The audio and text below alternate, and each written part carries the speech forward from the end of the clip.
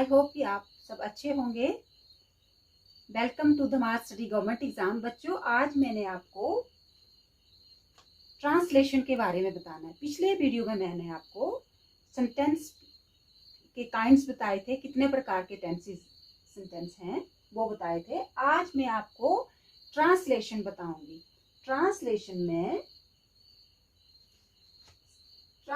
में मैं क्या बताऊंगी? Use of is am are ये बताऊंगी, और वीडियो के एंड में मैं आपको जो लाइफ टिप देती हूँ वो मैं आपको दूंगी। और इस वीडियो में मैं आपको इजी वे में use of is am are. अब ट्रांसलेशन शुरू हो रहा है, तो सबसे पहले सिंपल वाक्य में इज एम आर का जो यूज होता है वो मैं आपको करवाऊंगी। तो चलिए शुरू करते हैं फिर। और पिछला वीडियो अगर नहीं देखा है आपने, तो अगर पिछला वीडियो देखना है तो डिस्क्रिप्शन बॉक्स की प्लेलिस्ट में आपको लिंक मिल जाएगा, या ऊपर आप आई बटन पे भी क्लिक कर सकते हैं तो भी आपको पिछले वीडियो का लिंक मिल जाएगा। क्योंकि सेंटेंस किस इंग्लिश से शुरू हो रहा है सेंटेंस, तो सेंटेंस मतलब वाक्य। अब ये यहाँ से ट्रांसलेशन शुरू हो गया, तो आज मैंने लिया है इज एम आर का यूज। तो सिंपल वाक्य में इज एम आर का यूज क्या होता है, क्या है, मैं वो सब कुछ इस वीडियो में आपको बताऊंगी। अब यहाँ से इंग्लिश बोलने और लिखने की शुरुआत हो गई, तो चलिए फिर शुरू करते हैं ट्रांसलेशन से। यूज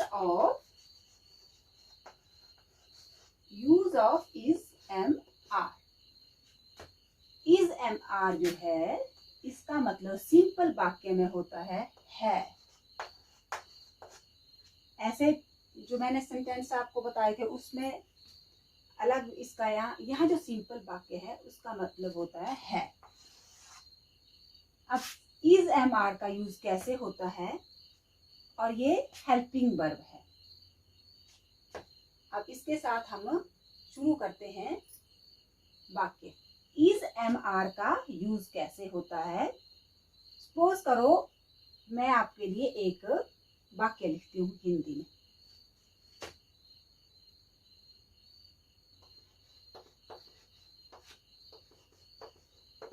राम पढ़ता है।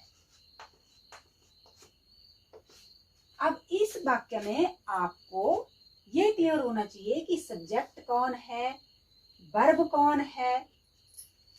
तो राम जो है सब्जेक्ट है, राम सब्जेक्ट है, और पढ़ना क्या है? वर्ब है।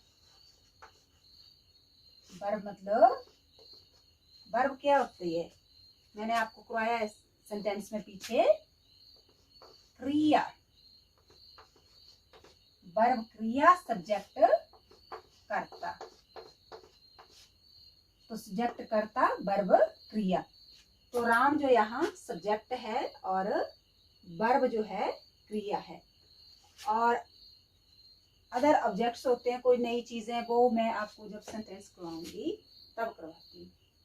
तो सिंपल वाक्य में जो हम सिंपल वाक्य यूज करते हैं उसमें इज एम आर कहाँ यूज होता है, कैसे यूज होता है, किसके साथ यूज होता है, वो मैं आपको अब बताऊंगी।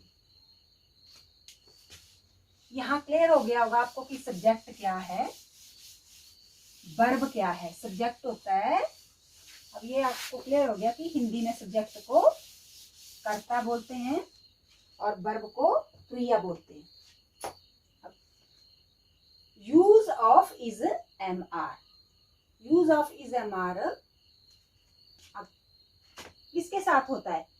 अब इज एम आर जो है वो प्रेजेंट टेंस में आ रहा है। प्रेजेंट टेंस का मतलब है, प्रेजेंट टेंस क्या है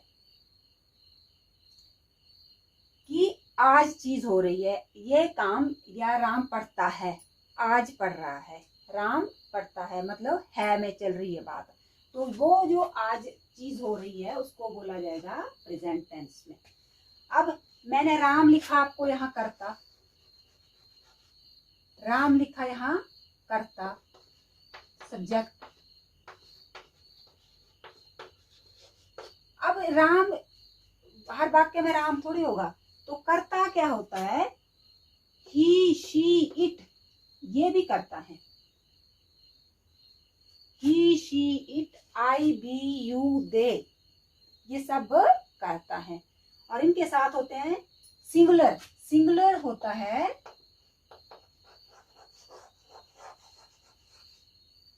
सिंगुलर मतलब एक।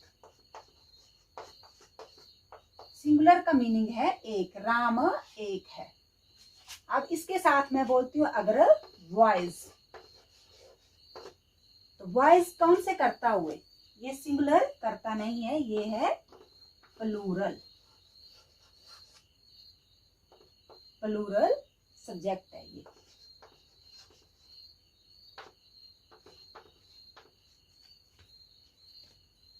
तो वॉइस जो है सिंगुलर नहीं है, ये प्लूरल है। राम जो है वो सिंगुलर सब्जेक्ट है। तो वॉइस प्लूरल सब्जेक्ट। तो ये क्लियर हो गया होगा आपको, क्योंकि अब मैं वाक्य शुरू करूंगी तो सीधा करूंगी कि subject plus is, am, are plus ऐसे ऐसे सीधा वाक्य शुरू करूंगी आपके लिए। तो सबसे पहले मैं आपको बताऊंगी कि इज का यूज जो है कहाँ होता है। तो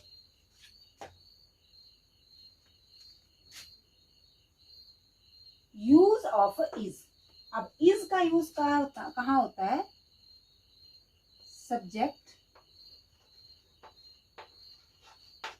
या कर्ता, he, she, it, he, she, it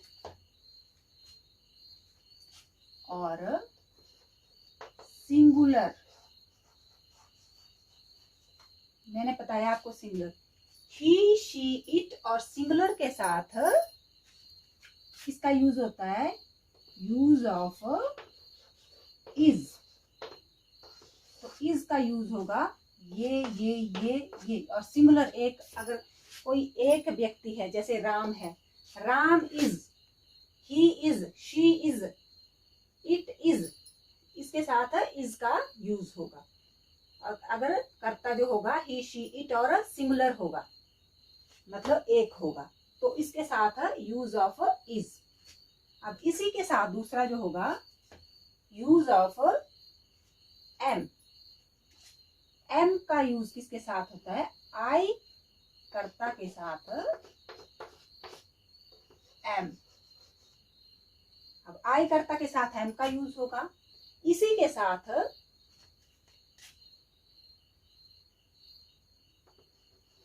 be, you, दे,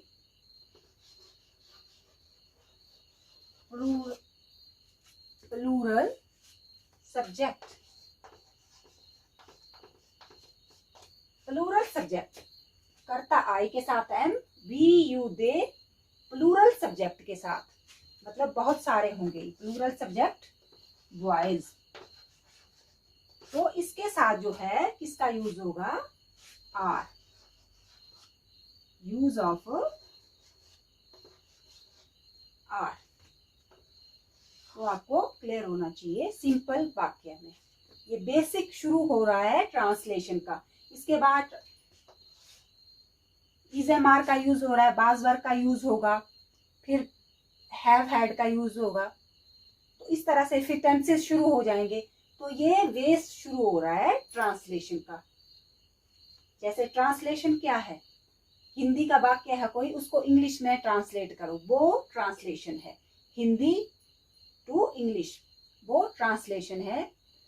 किसी चीज को करना, बदलना, वो ट्रांसलेशन है। तो ये चीज हो गई कर्ता किसके क्या क्या यूज होता है। अब इसके साथ मैं रूल्स शुरू कर दूंगी। पहले आपको कर्ता क्लियर हो जाए कि कौन से कर्ता के साथ ये चीज यूज होती है, कौन के कर्ता के साथ वो चीज यूज होती है, ताकि आपको सारी बात क्लियर हो जाए। पहले जो बेस चीज है वो आपको क्लियर हो जाए, उसके बाद आप समझ पाएंगे कि आगे की चीज क्या चल रही। अब हो गया ये ही, शी, इट और ये इज, एम, आर क्या किस चीज का यूज होता है। अब शुरुआत होती है। सिंपल वाक्य जो होते हैं वो कैसे वाक्य होते हैं? फर्स्ट होता है अफर्मेटिव, AFFIRMATIVE, अफर्मेटिव। अब अफर्मेटिव आ रहा है, तो अफर्मेटिव वाक्य बनाते टाइम हमने क्या करना है? सीधा क्या करना है? सब्जेक्टिव। अब जैसे मैं लिखती हूं,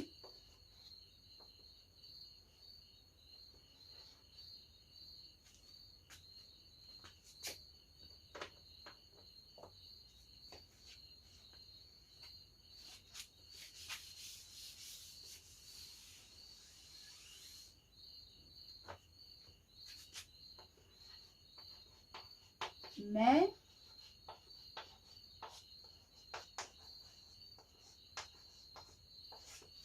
इस स्कूल का विद्यार्थी हूँ।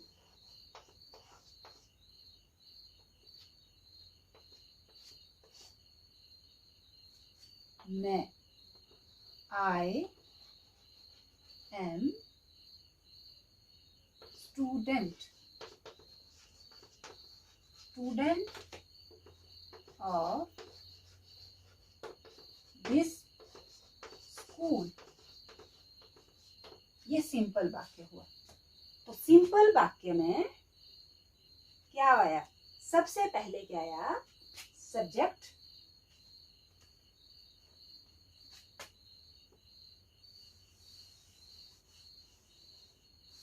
जो अफर्मेटिव सेंटेंस आया उसमें सबसे पहले क्या सा आया? सब्जेक्ट आया, plus is plus am plus are. Is am are, क्योंकि मैंने बताया आपको इज कहाँ यूज होगा, एम कहाँ होगा, वो सब्जेक्ट के हिसाब से होगा। यहाँ सब्जेक्ट कौन सा, प्लस अदर वर्ड्स।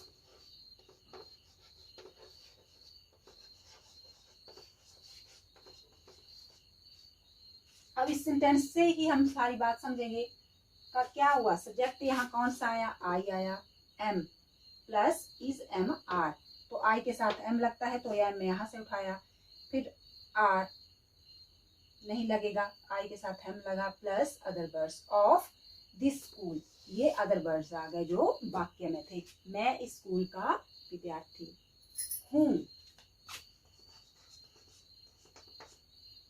तो ये हो गया। तो इस तरीके से ये क्लियर हो गया इज एम आर का use in affirmative sentence. Affirmative simple, जिसको अफर्मेटिव को कौन सा सेंटेंस बोलते हैं? सिंपल। सिंपल वाक्य जो है वो है अफर्मेटिव। फिर इसके बाद आता है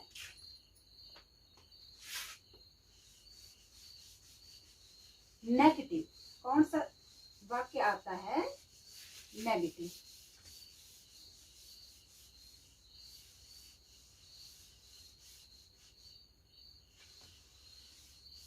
नेगेटिव आता है, तो नेगेटिव में क्या करना है? अब आ गया नेगेटिव।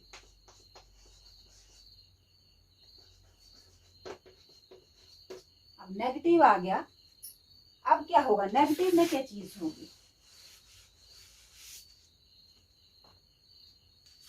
नेगेटिव में क्या होगा? Subject plus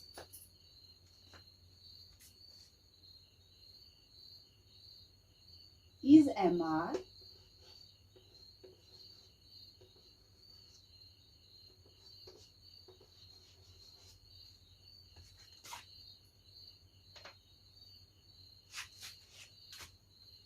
subject plus is am are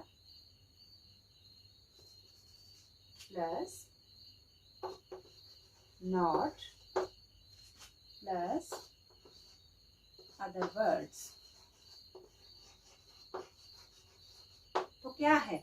subject में इज, जो नेगेटिव वाक्य है उसमें क्या हुआ? इज एम आर वैसे ही यूज होगा, प्लस नॉट होगा, प्लस अदर वर्ड्स आते हैं। अब यहाँ अगर मैंने इसी वाक्य में चेंज करना है इसी को नेगेटिव बनाना है, सिंपल को मैंने नेगेटिव बनाना है, तो मैं कैसे करूंगी? I am not student of this school. I am not student of this school, ये बन गया नेगेटिव जो हमने यहाँ किया। Subject plus is am are plus not and other words आ गए। अब इसी के साथ आता है फोर्थ जो वाक्य होते हैं। हमेशा जो वाक्य बनते हैं वो 4 बनते हैं, हमेशा हर टेंस के जो है 4 वाक्य बनेंगे। यहाँ हमने सिंपल शुरू किया तो यहाँ भी 4 बनेंगे। अब ये तो हो गया नेगेटिव। अब इसी के साथ आता है इंटेरोगेटिव।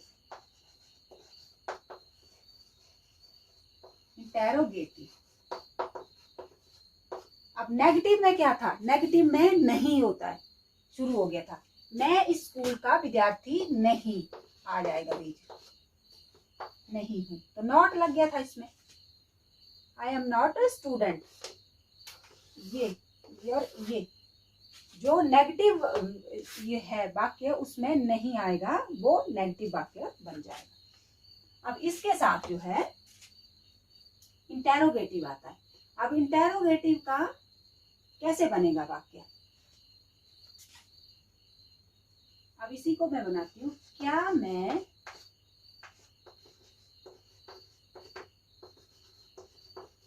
इस स्कूल का विद्यार्थी हूँ? अब क्या है, जब इंटेरोगेटिव हो जाता है और इसके लास्ट में जब इंटेरोगेटिव आएगा तो इसके लास्ट में हिंदी में भी क्वेश्चन मार्क होगा, और जब इंग्लिश में बनाया जाएगा इसको तो उसमें भी क्वेश्चन मार्क आएगा, इसीलिए इसको इंटेरोगेशन का, इसमें इंटेरोगेशन का साइन लगता है लास्ट में। जो वाक्य होता है, सेंटेंस होता है इंटेरोगेटिव का। तो क्या मैं, अब इसी को बनाऊंगी मैं। एम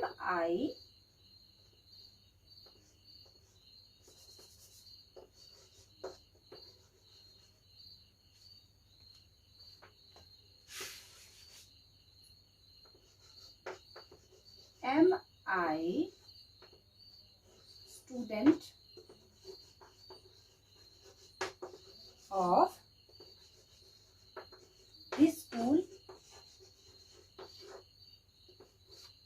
और इसकी पहचान क्या है?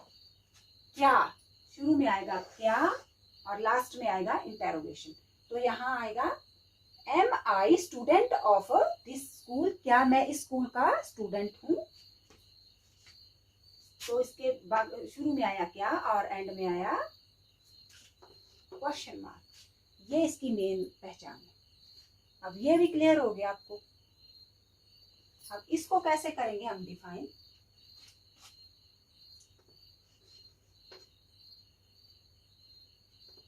एम प्लस सब्जेक्ट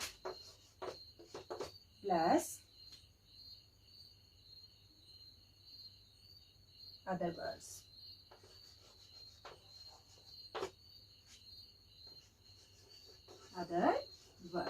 ये भी क्लियर हो गया सारा इंटेरोगेटिव सेंटेंस का। अब फोर्थ टाइप का सेंटेंस जो आएगा वो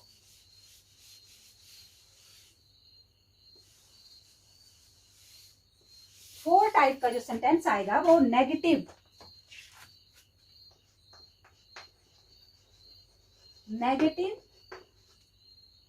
इंटेरोगेटिव।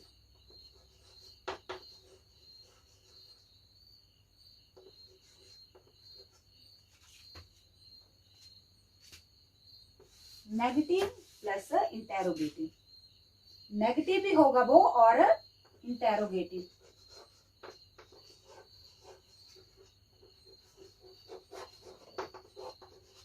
नेगेटिव भी होगा और इंटेरोगेटिव भी होगा। तो ये जो फोर्थ टाइप का जो होगा वो नेगेटिव इंटेरोगेटिव दोनों होगा। तो इसमें नेगेटिव की भी क्वालिटी आएगी और इंटेरोगेटिव की भी क्वालिटी आएगी।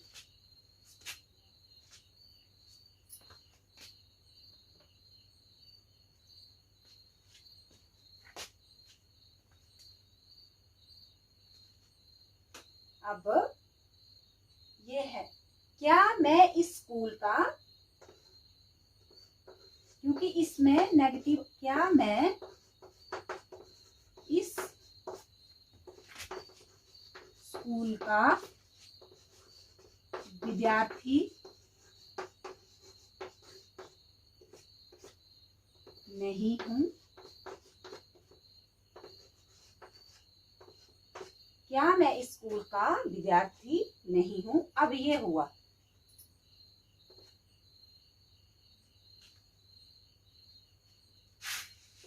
क्वेश्चन मार्क, और यहाँ अब यहाँ इंटेरोगेटिव का आ रहा है नहीं, और नेगेटिव का आ रहा है नहीं, और इंटेरोगेटिव का आ रहा है क्या, और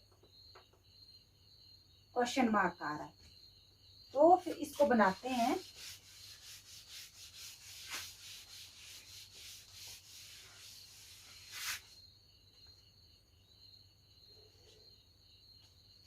अब इज एम आर आएगा शुरू में, इज एम और are,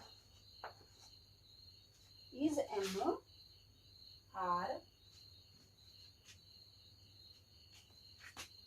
plus not, is am are plus not plus other things.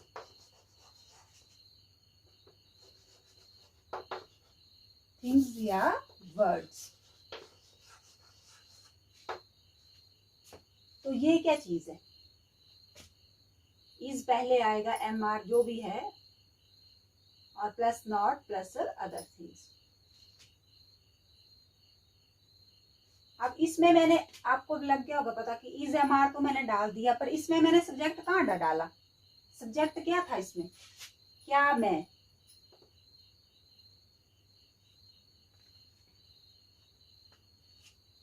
कहाँ डाला मैंने सब्जेक्ट इसमें, am are plus I plus not. I जो है मैं, is am are plus I plus not plus other words. तो ये क्लियर हो गया। अब मैं इसका इंग्लिश में बनाऊंगी, इज नॉट, एम है, आई आ रहा है हमारे वाक्य में इंग्लिश में, M I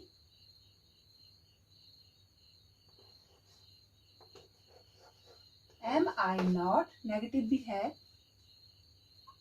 am I not a student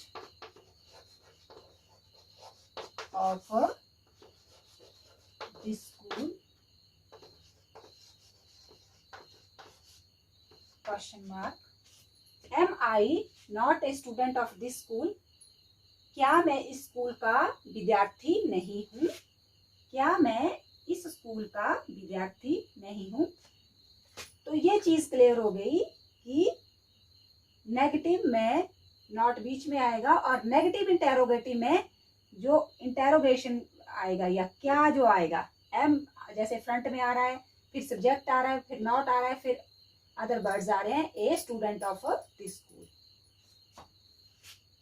तो ये 4 तरह के वाक्य आपको क्लियर हो गए। ट्रांसलेशन में सिंपल ट्रांसलेशन था, इज एम आर का यूज शुरू हुआ है, इसके बाद जो मैं आपको नेक्स्ट वीडियो में बताऊंगी वाज वर्ब का यूज बताऊंगी, फिर उसके बाद हैड हैव जैसे आएगा, फिर उसके बाद मैं टेंसेस करवाऊंगी। इस तरह से अभी मैंने बेस शुरू कर दिया ट्रांसलेशन का। तो इस वीडियो में आपको मैंने ट्रांसलेशन, इस वीडियो को करके आपको यूज का पता लग जाएगा। फिर उसके बाद में आर्टिकल्स का यूज आपको बताऊंगी। अब ये तो हो गया आपके लिए use of is am are. आज का जो आपके लिए लाइफ टिप है,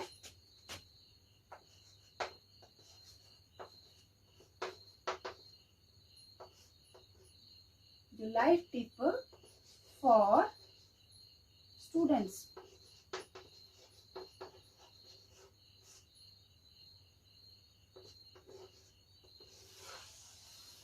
ये लाइफ टिप जो है स्टूडेंट्स के लिए, तो आज की जो लाइफ टिप है कि आप जो भी चीज़ लर्न करते हो, टफ से टफ कुछ भी लर्न करते हो, तो आपके पास उसको काफ़ी टाइम तक लर्न करने के 2 मेथड्स हैं।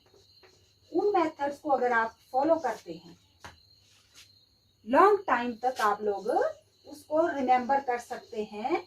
अगर आपने इन 2 मेथड्स को यूज किया होगा अपना लर्न करने के बाद इनको। तो पहला मेथड क्या है, अगर आपने लर्न किया किसी चीज को तो उसको आप कॉपी पे लिख सकते हैं ताकि वो आपको काफी लंबे टाइम तक याद रहे। इसके साथ दूसरा है कि आपने लिखा नहीं है तो जो आपने लर्न किया उसको 20 या 10 मिनट लगा के उसको फिर से रिवाइज करो, कॉपी बंद करके। कॉपी देख के रिवाइज नहीं करना है, जो लर्न किया उसको बैठ के रिवाइज करो without looking seeing your copy. Copy नहीं देखनी है और उसको लर्न करना है। और इसके बाद भी अगर आपको नहीं लर्न होती है कोई चीज, तो अगर आपसे छोटा कोई आपका भाई बहन है तो उसको जैसे पढ़ाते हैं या समझाते हैं तो उस अपने टॉपिक को उसको समझाओ ताकि आपको वो चीज काफी लंबे टाइम तक याद रहे। तो चलिए, आपको तो अच्छा लगा है, वीडियो नहीं लगा वो आपकी बच्चों की, ऐसे मैंने वीडियो को बच्चों के इंटरेस्ट के हिसाब से ना कि बच्चे किस तरीके से सीख सकते हैं। Thank you very much.